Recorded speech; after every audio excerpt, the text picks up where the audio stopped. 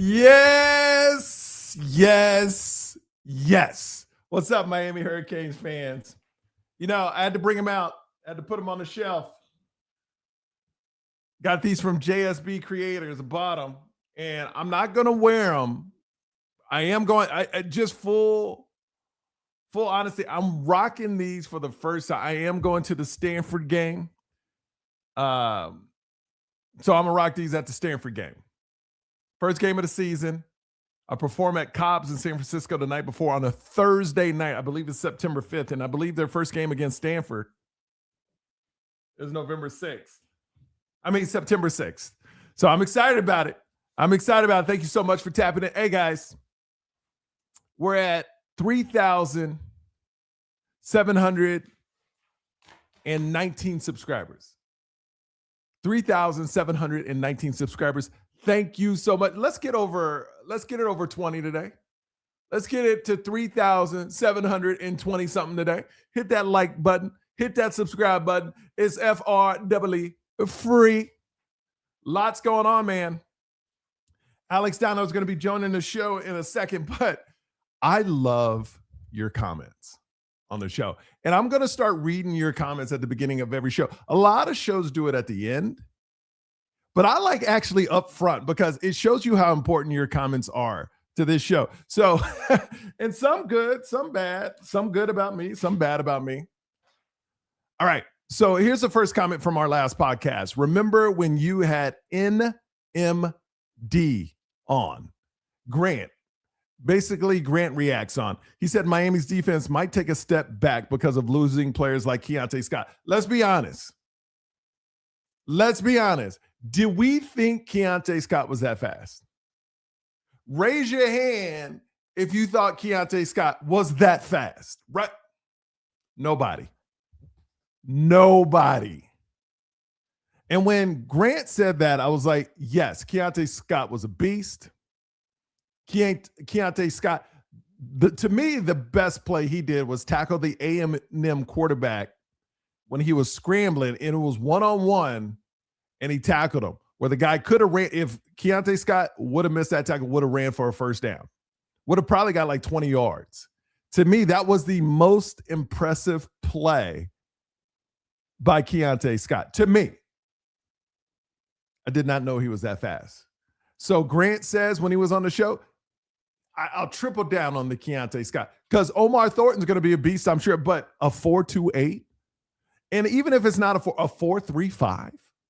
Who saw that coming? Not me. Open field tackler. That's right, Joshua. Open field tackler. Also, the comment says, keep an eye on J.J. Dunningham. Let me tell you, I saw a picture of J.J. with his dad. And let me tell you, this dude, what are they putting in the food of these high school kids? Can somebody please tell me? Because these kids are looking like college players already coming into high school. I remember when I played college football, a big lineman was like 250 pounds, 260 pounds. And they ran like a 5'6". It was just big on big back then. Slow, big on big. Now these players are insane. All right, keep an eye on J.J. Dunningham. He's creating a buzz in Coral Gables at 6'2", 198. He's being talked about as one of the this is an interesting point, being talked about as one of the fastest players. And I believe Xavier Lucas said that at the press conference yesterday. He goes, this dude could be the fastest guy on the team. A freshman, J.J. Dunningham, 6'2", 198, already looks like he played college football. And his dad's so short. I don't know what's going on with that. He could outclass Thornton at nickel. Thornton brings blitzing and tackling, but Dunningham's coverage, speed, and size are elite. That's what I'm hearing too. Okay, another one. Finesse Mitchell was messing up all the facts on the podcast. This is the podcast I'm talking about. We were talking about Ethan O'Connor during the Indiana game, and somebody wrote in, Ethan O'Connor is going to play a lot this year. He's a baller and only gave up 6 catches on 10 targets. against Indiana's receivers who were tough all year. Okay. That's 60%. That's not, he's a baller and only gave up 6 catches on 10 targets. That's not good. That, if I were you, I would not be leading with that. I think Ethan O'Connor is a dog. He's going to be awesome. But that's not a fact you want to say out loud. They're going to throw the ball 10 times to a receiver and he's going to catch it 6. Don't lead with that. Also, Cantwell won't look like CC. This guy has a bunch of takes. This is still the same take. Cantwell won't look like CC as a freshman. He'll take some lumps, but will develop into a really good player. CC faced top competition at IMG while Cantwell didn't. That said, Cantwell should be strong in run blocking right away. That's one fact that always is brought up. You know, Cantwell played against like a lower class players. I don't want to call them low class, like not the level of an IMG in Florida. But Cantwell, man, he's special. I'm telling you, he's special. I believe in Cantwell. I think he's going to play right away. I think he's going to do well. Because my thing, if you're talking about J.J. Dunningham, a freshman, Cantwell can do the same thing. I'm excited to see Cantwell. And I can't find it. I even tried looking these up. And maybe somebody out there can help me out.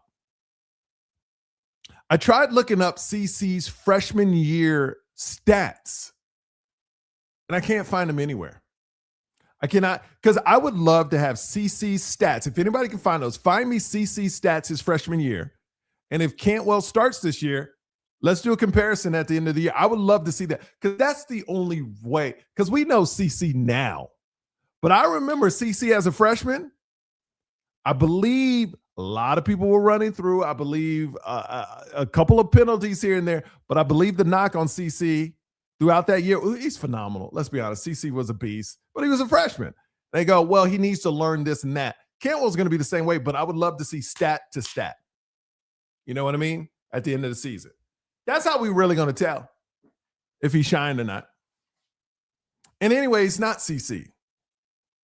He's not. He's not CC. He's Cantwell.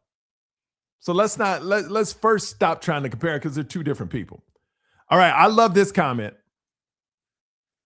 Oh, IMAX is hitting me up. Hold on. What IMAX got to say? Zone in Sports podcast is based in Missouri. They said Cantwell has faced good competition. Well, that's what they said. That's what they said. But do you think that competition is like IMG?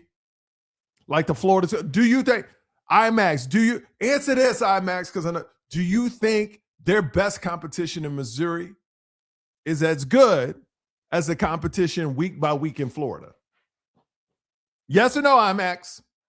You wrote the comment. I want you to write another comment. Let me know. I love this next comment somebody wrote me. Because me and Finesse talked about Mark Fletcher. Why did he come back? Why didn't he go pro? Because that's what everybody was thinking.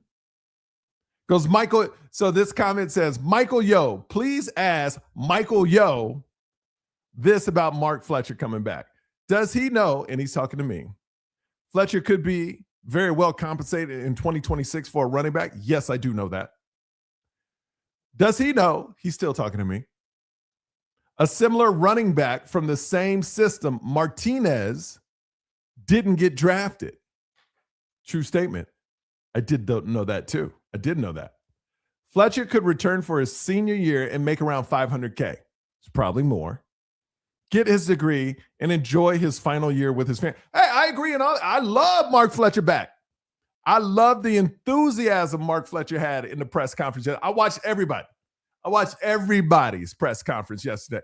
It was so fun, man. And if you don't think Mario has a different confidence than he had that first, you remember in the press conference, first year, Mario looked like a hostage. He was like, yeah, you know, we got a lot of work to do. I mean, yeah. I remember those. He did not look confident at all. He's like, we got to build it up. Like he got those players in the building and go, yeah, we need to do better than this. We got to build this up. Now, do you see Mario in press conference? He's like Tony Montana, like, hey. Look what we about to do to y'all. Yeah, we need to get better. Yeah, we'll get better. Yeah, we'll get better. Yeah. Oh, by the way, we got 2 recruits yesterday at Sun. And, we're probably going to have a number 1 class next year. But anyway, we here, and, it's not about going back to the net. It's not about going backwards, it's about going forwards. And we need to make that natty again. Let go. That's Mario Cristobal swag right now. And I am here for it. All right, IMAX hit me back. He goes, every great. I didn't see. This is when you know somebody's wrong. IMAX says every great player doesn't go to. I know that. I didn't ask you that though, IMAX. Please answer the question. Do you think week by week Jackson Cantwell played to the level of competition that's in Florida? That's what I stop bringing up. This is when you know they lost that battle. When they start bringing up random stuff. Just let me tell you, if you watch politics, and I don't talk about politics because this is sports, but if you ever watch a politician, they get asked a question, they go, but somebody else did. They as soon as you start pointing to somebody else, you lost. Okay, here we go. I don't know, Michael, but we've had kids from. There you go. Talking about something else. Answer my question, IMAX. Answer it. Look at it. It depends on this. IMAX will not answer a question. I mean, you all see this, right? I asked IMAX, he typed in everything, but this is a yes or no question. This is not, well, back in 1942, I was watching. No, this is a yes or no question. Do you think Jackson Cantwell played to the level of competence? Because you brought this up, IMAX. I didn't bring this up.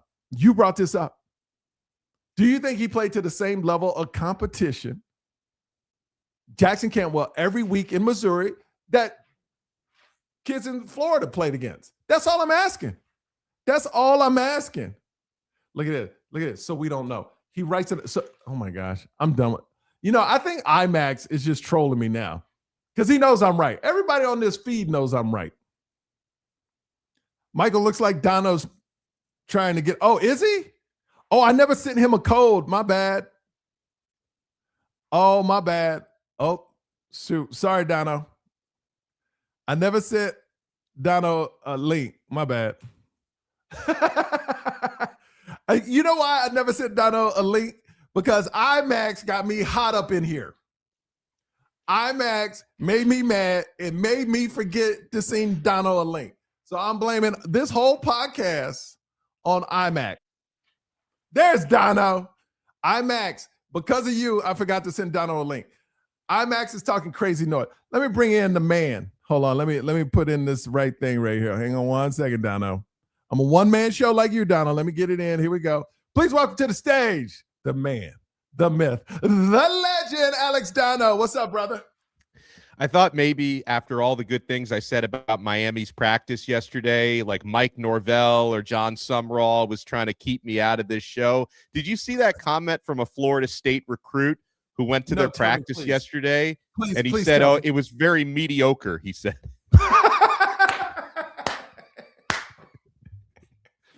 I love it. Man, Donno, we waited 23 years for this, man. 23 years. And now we get to reap the bit. Thank you, Mario Cristobal. Thank you, Alex Donno, for covering the team. And Donno, I want to start with the confidence Mario Cristobal had. We remember the first year press conference. It's very sad. He knew it was a long road, but just talk about like how he is now. It seems he's looser. It seems like, he knows what he has now. Yeah, and it was the same thing yesterday when he spoke to the media after practice. Like, he really quickly brought up how he really appreciated the energy level and the competition levels for the first practice.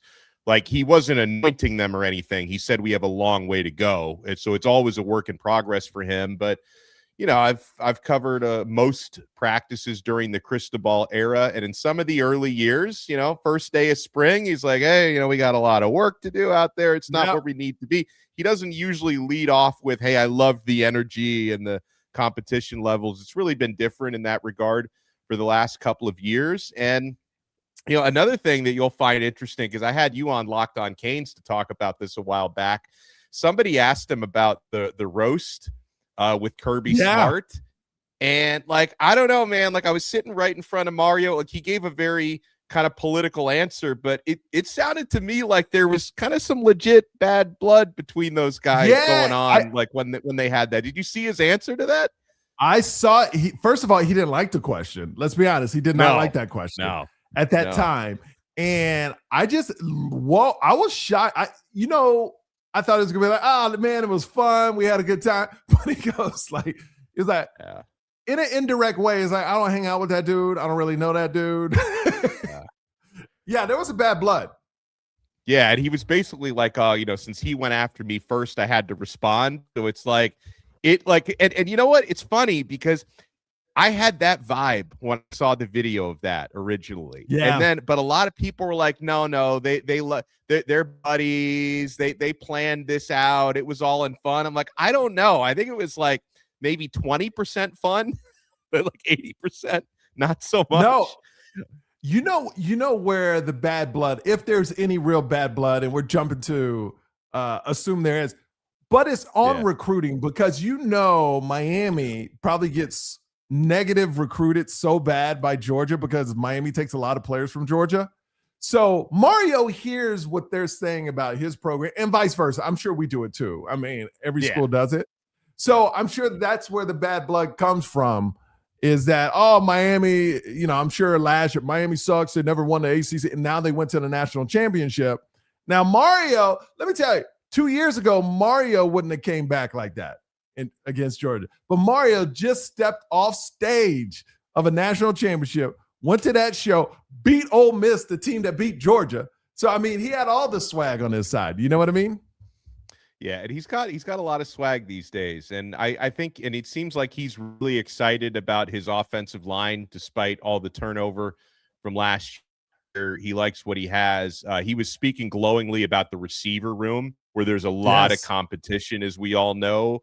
And, I think he's pretty excited about his defensive line as well. I know replacing Bain and Mesidor is not an easy thing to do, but we've got some dudes there too, Michael.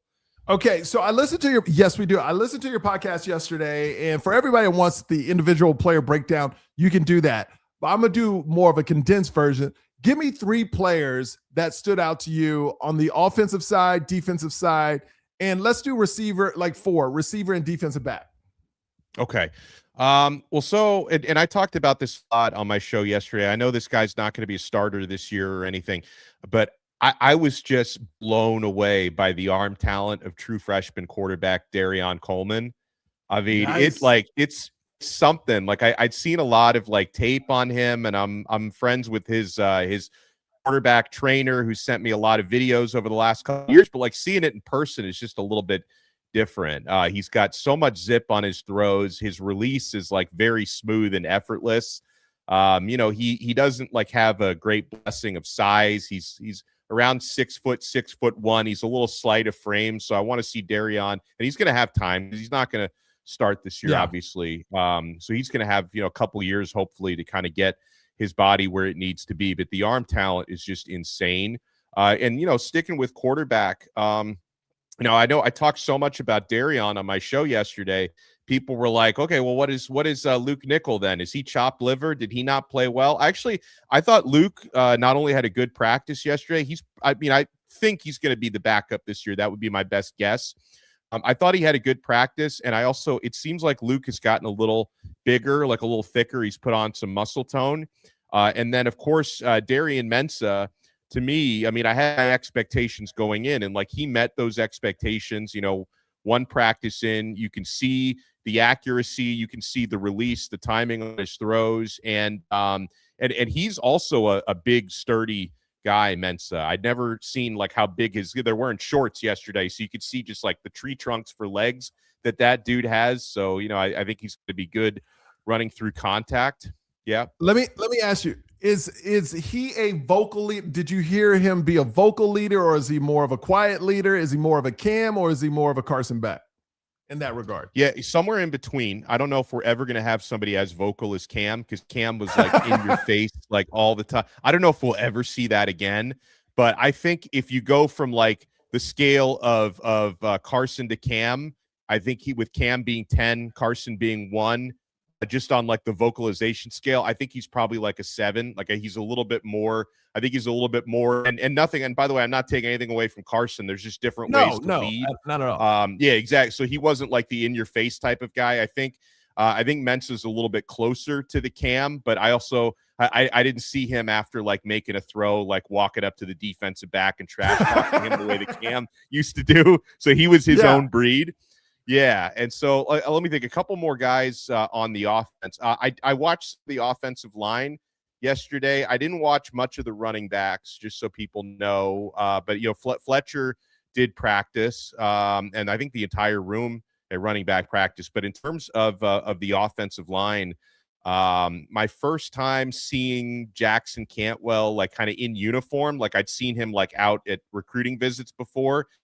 Jackson Cantwell, he's built like a house, like and from what I can tell, because we saw some of those videos that came out of him during the bowl game practices when he had like just arrived as an early enrollee, and maybe like back then he was kind of sort of learning the practice routines and stuff and looked a little out of sorts. He seems to be like fully engaged now with the routine and stuff. So the extra jump that he got getting here early, I think, was big for him. And something that came up in the post-practice pressers yesterday, I know, and I've been saying this for the last 24 hours, I don't want anyone to overreact to where people are lined up in the first day of spring, because Alex Mirabal rotates his guys around like a mad scientist. So you're going to see rotation, but I know after practice, we spoke with Matt McCoy, and he told us like he was working mostly at right tackle. And so like that's the position a lot of us had Jackson Cantwell kind of projected as for his first year. But like that, and Cantwell's working as a tackle, obviously. I don't expect him to play guard. So that might open things up. Like if that becomes like a long-term thing for McCoy, that may open up left tackle for Cantwell in his first year. But again, I don't want to go too crazy with that, because when I show up to practice tomorrow morning, we might like Cantwell playing center and McCoy's playing guard. Like who knows? Like Mirabal mixes his guys around so much. But I thought Cantwell looked really good on the O-line. On the D, and I could talk about the receivers for a while. Somebody who, Here's the one thing, Donno, before you go into receivers, is I saw tape on a lot of these guys at practice. These freshmen look like they already been playing college. I don't know what they're putting in the food. Like the players they're getting today is like such a different level than 4 or 5 years ago. Yeah. And a guy I thought had like a really good rep specifically was Samori and Wingo. Had to like kind of change the direction of his body and make like a difficult catch. I think it was Luke Nickel that threw him the ball on that play. It was just like a good adjustment that Wingo made. Vance Spafford looked good. He's like a really smooth route runner. I think it's because he's so fast. Like it kind of looks really fluid the way he runs his routes. And the new guys like Cooper Barkate, he's a little thicker than I expected. He's got a good build. He was going up a lot against Xavier Lucas, which I do not envy, because Lucas was like the alpha maybe of the entire team yesterday. Like he, in the one-on-one drills, like he's on you like glue, Lucas. So maybe we'll see more of Barkate if he gets on some different DBs in practice. But who else? Actually, Cam Vaughn, the new receiver from West Virginia, he had a nice one-handed grab, and Dre Jacobs from South Carolina caught a touchdown from Mensa. So I thought that was good. On defense, the defensive backs, and I'll talk more about this with you, I'm sure. But I was really impressed seeing some of the new guys, Jalen Waters, JJ Dunnigan, and Brody Jennings, especially. I got to look at these true freshmen. Like you were talking about the body types of the receivers, like same thing with the corners. Like Miami's been recruiting corners and safeties who are 6 foot to 6'2". You can see the length from some of these guys. I mentioned Xavier Lucas had a great practice. OJ Frederic looks good. Damari Brown looks physically really good. Damari's issue has just been staying healthy and staying on the field. He's healthy right now, so hopefully he can do that. And then, yeah, I watched the defensive tackles a little bit. Jarquez Carter, the transfer from Ohio State, he looked physically well built. He's like stocky, really sturdy guy, and Justin Scott had a good practice from what I was able to see as well. So those were some of the guys that stood out on defense. I didn't watch the linebackers as much as I would like to, but yeah, those were some of the guys who stood out. It's interesting. I was listening to the Xavier Lucas interview, and he say JJ Dunning, is it Dunningen? Yeah, he was saying Dunningham. He's the fastest guy on the team. Yeah, so like and the whole thing, I don't know if I've been pronouncing JJ's name wrong, because I met his dad, but I didn't ask his dad how to pronounce his name. But yeah, I've been saying Dunnigan, but yeah, you're right. I think it's Dunnigan. I think JJ Dunnigan. So. I'll call him Dunningham if he wants to be called that. I don't even care. But yeah, I think it's Dunnigan. I think I said it wrong. But what was interesting is Xavier Lucas gave props to him. I'll just call him JJ till we really know for sure. But JJ, like, they already know he's pretty much the fastest guy on the team, which blew me away that Xavier Lucas would say that. Yeah, it would. And I'm not going to say I sat there and saw how fast JJ could run, but that is encouraging. If one of his top defensive back teammates calls him one of the fastest guy on the team, I will certainly take that, man. And I'll definitely be looking for that more throughout these spring days. And Donna, what's after one practice, is there anything like that change your opinion the most? Okay, so I'll go back to the quarterback room. I feel better at this time right now in terms of the future of the quarterback position than I did at this time last year. I can't give you any guarantees what Miami does, next January when the portal opens. I think they'll probably evaluate if they see a great opportunity for a top line starter. Maybe they go after him, but I don't know. I think next year might be the year when they stop portaling for quarterbacks. Cause I compare what I saw yesterday from the other guys. Like we all know Darian Mentz is a stud. Like that's obvious. But in terms of what I saw from the depth, like I remember a year ago at this time, Carson Beck didn't practice in the spring, so we were watching only the backups. And Emory Williams, who's no longer at Miami, is at ECU now, was clearly like the next guy up, but not, didn't really wow you with anything. He was kind of a solid backup type. And then a year ago at this time, Judd Anderson was still pretty raw, and Luke Nickel was a true freshman, just kind of going out there, learning from his mistakes and stuff. And he was really raw, but I don't know. I mean, I think I'm starting to come around on the idea that we're starting to develop quarterbacks a little bit. And obviously I talked about Darion Coleman. Obviously he hasn't had the development here yet, but he looks really good already. But I thought Luke Nickel had a good practice, and he's filling out his body. He was throwing these in one drill. He was throwing fades to the corner of the end zone, and I thought his ball placement looked really good. And even Judd, I think, continues to get better. I don't know if he's ever going to truly be in contention to start here. He certainly looks like big time quarterback at 6'7.5". The guy's a monster, and he's athletic. I just don't think he quite has the upside with the arm talent compared to the other guys. But I don't know. I look at all three of the backup quarterbacks, and I feel like the room. They don't have Emory Williams' experience anymore, but I think they have more upside at the backup quarterback spot. And so that's something I'm feeling better about after watching yesterday, and hopefully that continues. How fun is it watching recruits watch them practice now, to see the excitement when people walk into the building, even parents or other people, because you were there. So how was the excitement of the people just on the field that's not playing, watching? Was there a lot of excitement? Kind of paint the picture. How was it?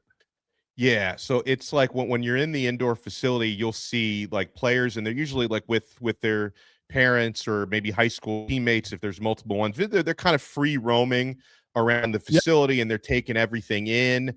And I love watching it because and every time I talk to recruits, and a lot of these recruits have taken visits to other schools, so they have something to compare. They have a frame of reference, and they all really come away impressed and maybe in some cases intimidated, although they wouldn't admit that to me, but impressed or intimidated by just how intense Miami's practices are. Like even before the pads come on, mind you, it's like Miami is very efficient with their timing. Like every drill that they do is like scripted in terms of what they're running in that particular period. The transition from, one period to the next is like 20 seconds. They don't waste a single second out there on the practice field, and they get after it. And when you're, deeper than this team has been in a long time, you're going to see them get after it because the alphas are going to want to go out there and compete. And so, I mean, I was talking with the Vilma, Zion Vilma and his father, Logan, who were out there. They really enjoyed what they saw. And, some of the other parents, even like kids who are already here now, like I was talking with JJ Dunnigan's dad, who obviously, JJ's already on the team now as a first-year guy. But, for JJ's dad played, I think, professional ball also, but he played college ball at Kansas State. And so he really wanted to come down and show his son support for the first practice. And he loves like the competition levels. And he told me that JJ's just happy to be here and compete with other great players. And so, I mean, people always, they always come away. It makes an impression on people just how much depth Miami has and how physically they practice. And the last question I'm going to ask you, Donno, is what's one storyline people are sleeping on right now? Yeah, specifically to me, I think people are maybe sleeping a little bit on the depth of talent that Miami has at DB. And I bring that up because I talk to a lot of fans who are like really concerned about how do you replace Keontae Scott, who's probably going to be now like a high second-day draft pick, and Jacoby Thomas, who's going to be drafted, who were really impactful last year. But again, it's like, Michael, I always try to take a perspective on what I'm watching out there when I'm in practice. And I can remember covering spring practice 3 years ago, 2023. It's right after Mario's first season when he was still overhauling and building the roster. And I remember going out there 3 years ago at this time of year. And in spring, they barely had enough bodies at cornerback to even get through a practice. That was when they had to like Robert Stafford. No, he was a corner, but who was it? Robbie Washington, who was here as a receiver, had to like convert to corner just to practice. And then a year after that, 2024, they had only like 2 running backs participating in spring. Right. So they had to make Elijah Lofton like a running back in practice. And so it's like, I appreciate how far they've come. We're like, I remember that the 2023 spring season, walking in there and they had like 5 cornerbacks or 4 corners. And now I walk in there, there's like over a dozen guys, including the walk-ons and the freshmen. And they're all like 6'2", between 185 and 210. And it's just, to me, it's like, just the case study. And I'm going to maybe try to do something like this on my show where I kind of compare what the spring rosters have looked like over the years, because now that they have like basically like a platoon, like an army of defensive backs now. And these guys all look like they were built from the same factory, where it's like, if you're 5'11" and a half, you're like the shortest cornerback in the room now. It's really notable. And even like the young guys like Jalen Waters, I was looking at him and like he's got like the sort of like the sculpting, like the cuts on his arm muscles that like look like the guy's been like a bodybuilder for 10 years or something. Like he's just really, really put together some of these players. So I just think the overall depth, especially a defensive back, and I'm excited for what somebody like Omar Thornton can bring to possibly be the starting nickel this year. I think Damari Brown can also compete for that. He looks really good. And I think Bryce Fitzgerald to, kind of take over for Jacoby Thomas full-time this year can do really well next to Zechariah Poyser, who had a good season. And then, of course, your top-line guys, O.J. Frederick and Xavier Lucas, are as good as any duo in the country at boundary corner. So to me, I think people are sleeping on the defensive backfield because they are loaded there. Tomorrow is another practice. Now, when you watch practice, are you going to look at another position group? What are you looking for tomorrow? Yeah, discipline is required for me because I end up going in there with like, and we usually get between 30 to 50 minutes of viewing. Like yesterday we got like 50, which was like on the long end. So like I'll come up with a list where it's like, all right, today I want to watch the linebackers and the running backs, and that's going to be at the top of my list for tomorrow. But then I end up watching, you know, receivers catching balls from the quarterbacks, and I get distracted by the shiny objects sometimes. Yeah. So I'm going to try to go in with a sense of discipline, but you know, I do want to watch more of the skill position guys because I'm still kind of getting like my full context on what Darian Mensah's doing. And again, he looked really good, but then I'm watching the other quarterbacks as well. But I'm going to make a concerted effort to try and watch more of the running backs, the linebackers who I didn't watch much of, and if for as good of a view as I can get on the O-line. Like they hide the O-line in like the far corner of the practice field, so that's just where that's where they have the sleds and stuff. So it's harder for us to see them, but I'm going to try to watch them a little bit more as well. All right. Well, Alex Donno, tell everybody where they can find you, my friend, as if they don't know already. Well, no, thank you for having me, Mike. You do an awesome job. You guys can find me at Locked On Canes on YouTube, Apple Podcasts, Spotify. Follow me on X or Twitter at Alex Donno, and keep supporting Yo. He does a great job. Thanks, Michael. I appreciate it, man, and we'll see you soon. Thank you so much for watching. Hit that subscribe button, please. Hit it. And I'm on tour, michaelyo.com. We will see you next time. Later.